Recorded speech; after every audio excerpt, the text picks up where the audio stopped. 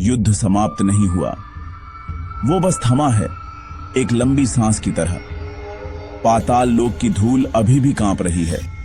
त्रिशूलधारी और कालविनाशक आमने सामने हैं, लेकिन यह युद्ध केवल दो योद्धाओं का नहीं है। यह युगों से पलती हुई शक्तियों की टकराहट है। और अब वज्र व्यूह प्रकट हो चुका है।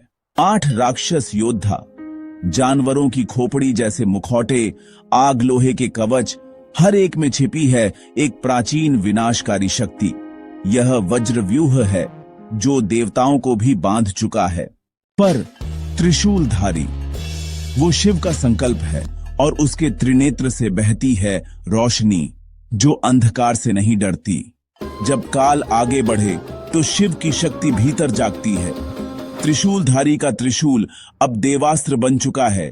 कालविनाशक, एक छाया, एक त्रिनेत्रधारी अंत, जिसकी आंखें भविष्य को निगल चुकी हैं। अग्नि से जला, वायु से कांपा, जल और विष से घिरा। त्रिशूलधारी अब अकेला नहीं, अब वह अस्त्र बन चुका है। चारों ओर 8 योद्धा, उनकी चाल से कांपती है भूमि। हर कदम एक शाप, हर वार एक परीक्षा। शिव के मंत्र अब दीवार बन चुके हैं। हर अक्षर एक कवच, हर ध्वनि एक शस्त्र। त्रिशूलधारी उठ खड़ा होता है। अब न कोई भय, न कोई रुकावट। पहला वार अग्नि से, दूसरा हवा से, फिर आए जल और विष। पर त्रिशूलधारी की आंखें बंद नहीं हुई। उसका त्रिशूल 3 ऊर्जा में बंट गया, तेज, तप, तांडव। अब रणभूमि का एक एक कण बोल रहा था, ये अंत नहीं, ये प्रारंभ है। अब युद्ध के मैदान में शंखों की गूंज नहीं, रुद्र के तांडव की दहाड़ थी। त्रिशूलधारी अब एक योद्धा से कहीं ज्यादा बन गए थे। वो खुद आग थे, लेकिन वज्र फॉर्मेशन चुप नहीं बैठी। ध्वनि, धुएं और रेत के 3 योद्धा एक साथ हमला करते हुए आगे बढ़े। दूर कालविनाशक खड़ा था। उसकी आंखों में कोई क्रूरता नहीं, बस एक शांत, घातक मुस्कान थी।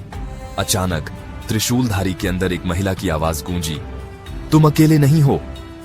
आद्या, जो शिव की परछाई से जन्मी थी, लौट आई, त्रिशूलधारी को जगाते हुए। उसके भीतर 7 शक्तियां जागृत हुईं, वीरता, एकाग्रता, करुणा, क्रोध, शांति, तपस्या और समर्पण। और फिर आया अंधेरे का योद्धा, अदृश्य, अनसुना, बस सब कुछ खत्म करने का इंतजार कर रहा था। मुझे याद दिलाओ कि यहाँ कौन खड़ा है। वज्र योद्धा, 8 दैत्य, आग, पानी, हवा, झर, ध्वनि, धुआं, रेत, अंधेरा, 10 फीट ऊंचे, जानवरों की खोपड़ी के मुखौटे।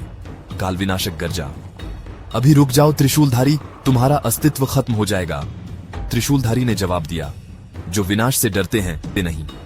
पहली बार त्रिशूलधारी ने अपना शंख फूंका। युद्ध का मैदान जम गया। उसकी सांस भी शिव मंत्र बन गई। समय भी कांप उठा। कालविनाशक ने अपनी छाया सेना को अनलीश किया, हर दिशा में 7 रूप। लेकिन त्रिशूलधारी के मंत्र ने उन्हें जला दिया। प्रकाश बनाम शून्यता। उसकी तीसरी आंख चमक उठी, एक नजर, और सभी छायाएं राख में बदल गईं। लेकिन कालविनाशक लौट आया। वो सिर्फ शक्ति नहीं था, वो खुद शून्यता था। त्रिशूलधारी गहरे समाधि में चला गया। शरीर, मन और आत्मा को एकजुट करते हुए शिव प्रकट हुए। शब्दों में नहीं, प्रकाश में नहीं, बल्कि साइलेंस में। अब उठो, तुम अब सिर्फ त्रिशूलधारी नहीं हो, तुम खुद विनाश हो। जब त्रिशूलधारी ने अपनी आंखें खोली, समय रुक गया। शून्यता कांप उठी और कहीं दूर एक रहस्यमयी आवाज गूंजी, अब जो होगा वो इतिहास नहीं बनेगा, वो एक लेजेंड बनेगा। त्रिशूलधारी की तीसरी आंख जल उठी। सिर्फ देख नहीं रही थी, बल्कि किस्मत के धागों को जला रही थी। युद्ध के मैदान के उस पार कालविनाशक मुस्कुराया, ये जानते हुए कि हर जीत बस एक भ्रम है। अचानक एक अनदेखा दरवाजा खुला, जिससे चेतना का जहर फैल गया। त्रिशूलधारी एक ही सवाल से टूट गया, मैं कौन हूं?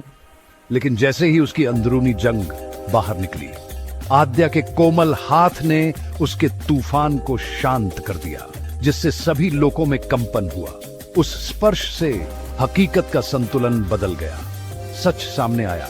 कालविनाशक सिर्फ दुश्मन नहीं था, बल्कि त्रिशूलधारी की अपनी परछाई था, जो अनजाने डर से पैदा हुई थी और अब अस्तित्व में आने की मांग कर रही थी।